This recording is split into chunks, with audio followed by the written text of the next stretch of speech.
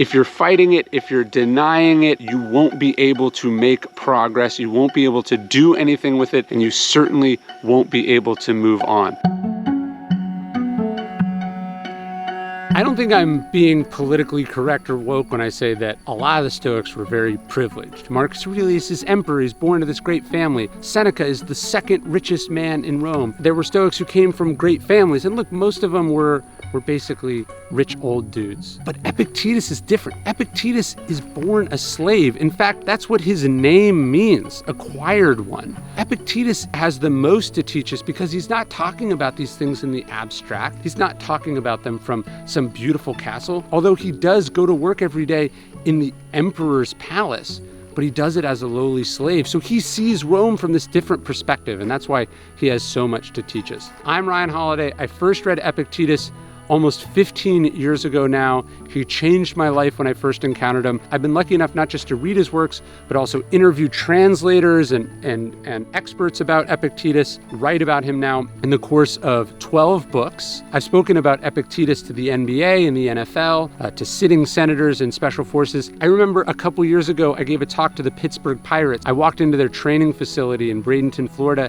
They had this quote on the wall. It said, "It's not things that upset us, it's our judgment about things." They didn't know it, but that quote is from Epictetus. Epictetus's wisdom from this lowly slave, it's become so pervasive that here he is unattributed almost as a cliche in a Major League Baseball facility. And so there's so much that Epictetus can teach us, and that's what I want to talk about in today's episode. So here are some wonderful ideas and insights from the one and only Epictetus.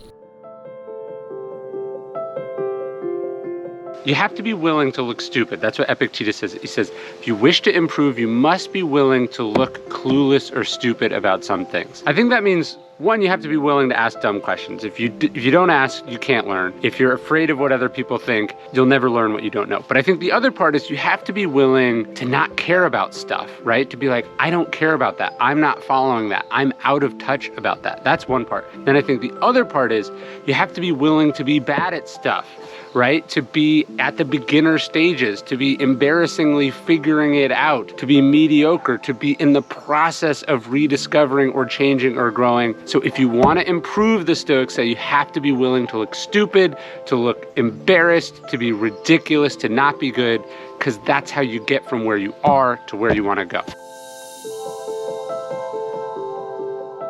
The whole thing boils down to this one idea. There's some stuff that's up to us and some stuff that's not up to us. Epictetus says our chief task in life is this up to me or is this not up to me?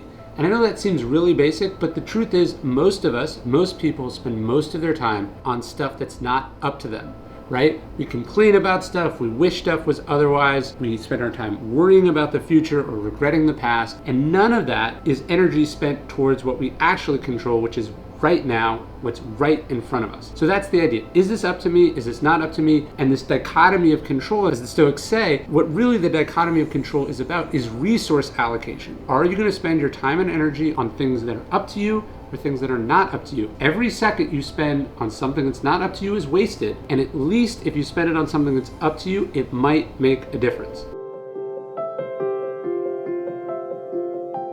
Are you putting in the work? That's the question. You hear people say stuff like, well, I'm going to trust my gut on this one, or I'm going to trust my instincts. But the Stoics would say, have you actually done the work to trust those instincts? Have you put in the training and the study and asked the questions and learned from the masters enough that you deserve to do that, right? A lot of people's instincts lead them to very dark, screwed up places.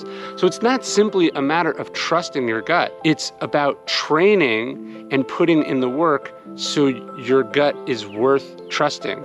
Epictetus says the key is to get to a place where when something happens, you go, this is exactly what I trained for, right? But a lot of people don't get there. They just want to be able to trust their gut. They just want to go with their emotions. They just want to justify what they're thinking about doing anyway by saying, this is what the universe wants. No, you have to put in the work. You don't just magically get there. And it's a lifelong journey. It has to be, or else anyone would do it. Don't focus on how far you've come. Focus on how far you have left to go. Epictetus says there is nothing less philosophical than someone who puts on airs about their progress, about their study of wisdom, about their breakthroughs. Marcus Aurelius, even as an old man, was saying, you're still a long way off from being a philosopher. This is a lifelong pursuit. If you focus on how far you've come, you get arrogant and complacent. If you focus on how far you have left to go, all the things you have left to learn, then you get better. A great physicist once said that as our island of knowledge grows, so does the shoreline of ignorance. That's true for self-improvement too. As you get better, you should be seeing constantly all the things that you have left to get better in. So don't get complacent, don't get egotistical, focus on how far you have left to go. Moving forward begins with one thing, always, acceptance. If you're fighting it, if you're denying it, if you're blaming about it, you won't be able to make progress, you won't be able to do anything with it, and you certainly won't be able to move on. That's why for the Stoics, this idea of the art of acquiescence was sort of step one, but step two is amor fati, a love of it. You not only don't run from it, you embrace it. You say, I don't have to do this, I get to do this. You don't say, it's unfortunate that this happened to me, as Marcus Aurelius did. You say, it's fortunate that this happened to me. You accept it, you run towards it, and you use it, and that's how you move forward. You gotta blow your own nose. To me, that's the core idea of Stoicism. Nobody's coming to save you. Nobody can handle this for you. You're not magically gonna get better on your own. Your problems aren't gonna solve themselves on their own. You've got to do it. You've got to make the changes. If you want to be beautiful, Epictetus says, make beautiful choices. Work on getting better. Focus on getting better. Focus on what you can do today. That's how you solve your problem. Step by step, action by action, as Marcus Aurelius said, that's how we improve day by day, by making the little choices, the little actions, not by waiting for other people to save us, but by blowing our own nose, getting active in our own rescue.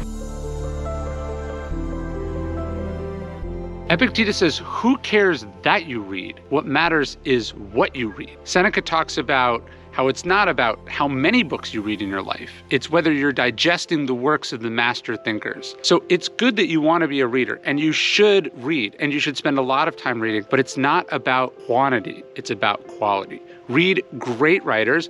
My rule is I want to read books that have changed people's lives, one, and two, those tend to be older books, right? Books that have stood the test of time. And I know this is crazy as someone who puts out new books, but I have a bias towards old books, books that have stood the test of time, that were relevant 100 years ago, 1,000 years ago. Books that have stood the test of time are likely going to hold up in the future, and you won't have wasted your time reading them. That you want to read is great, but it matters what you read and how you read, not just that you're shoving this information down your gullet. If you want some more tips on reading, check out the Daily Stoic Reading Challenge at dailystoic.com/reading.